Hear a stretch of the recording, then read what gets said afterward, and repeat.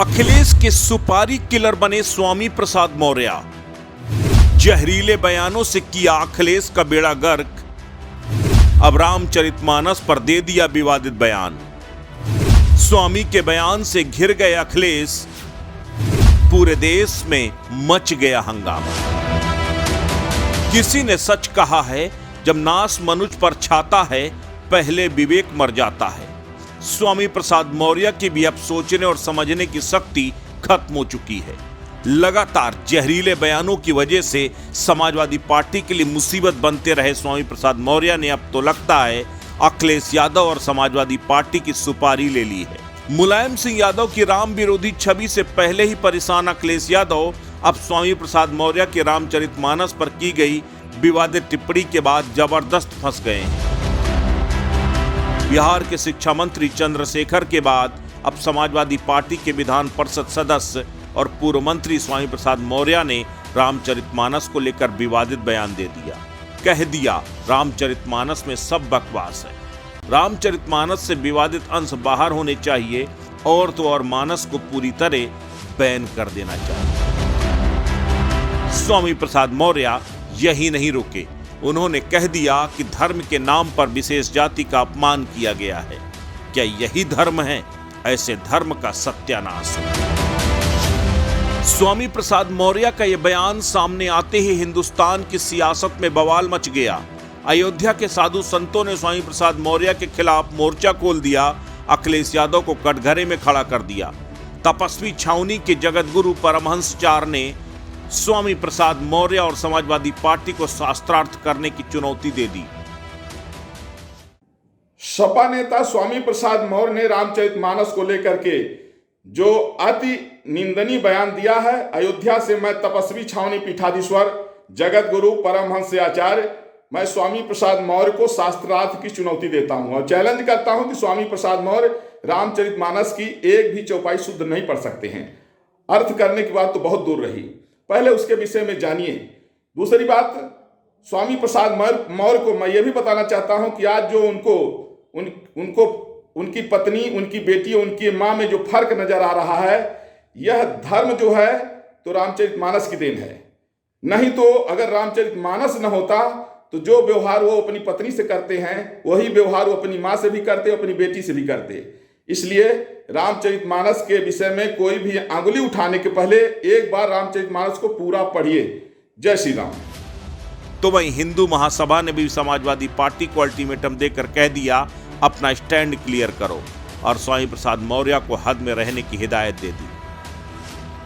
जिस प्रकार से करोड़ों सनातनियों का अपमान लगातार स्वामी प्रसाद मौर्य एवं उनके जैसी सोच के लोग कर रहे हैं, हमारे प्रभु श्री राम पर लिखी गई श्री रामचरितमानस पाठ का अपमान कर रहे हैं। पूर्व में भी रामायण को इन्होंने जलाया था। हम सब उनको बताना चाहते अपनी हैसियत में रहें। अखिल भारत हिंदू महासभा कल इनके खिलाफ विरोध प्रदर्शन करेगी और इनको बताएगी क्या है तुम्हारी हैसियत। चंद रुपया ज्यादा कमा लेने से बसपा सरकार में भ्रष्टाचार, भाजपा सरकार में रह के अपना शान शौकत बनाई और अब समाजवादी पार्टी में जाकर जिस प्रकार से लगातार एक धर्म विशेष के खिलाफ ये आपत्तिजनक टिप्पणियां करते हैं, इनको अपनी हद में रहना होगा और समाजवादी पार्टी को भी इसमें आगे आकर अपना स्टैंड क्लियर करना चाहिए। क्या उनकी भी सोच यही है? और सुप्रीम कोर्ट को भी इसको स्वतः संज्ञान लेकर के देश के सनातनियों को सम्मान उनका बचा के रखने के लिए आगे आना चाहिए। केंद्र की सरकार को आगे आना चाहिए।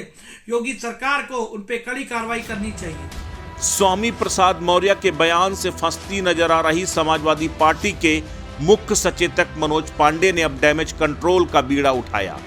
रामचरितमानस को जीवन जीने का आधार बताकर मैनेज करने की कोशिश करते नजर आए मनोज पांडे।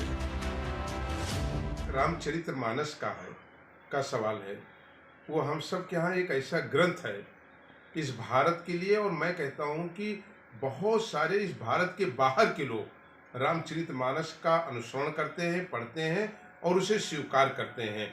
रामचरितमानस के बारे में तो ये कहा जाता है कि वो जीवन जीने की एक जीवंत पद्धति है। अगर रामचरितमानस का हम अनुसरण करें तो हम समझते हैं कोई व्यक्ति जीवन में कहीं वो किसी चीज से बाहर हो ही नहीं सकता। रामचरितमानस जहाँ परिवार को कैसे साथ लेकर के चलना है, भाइयों के प्रेम की बात करता है, पति और पत्नी के रिश्ते कैसे होने चाहिए, एक दूसरे के प्रति त्याग क्या होता है, माता और पिता के साथ क्या रहता है, अपनी जो जनता है उसके प्रति क्या प्यार और भावना होनी चाहिए।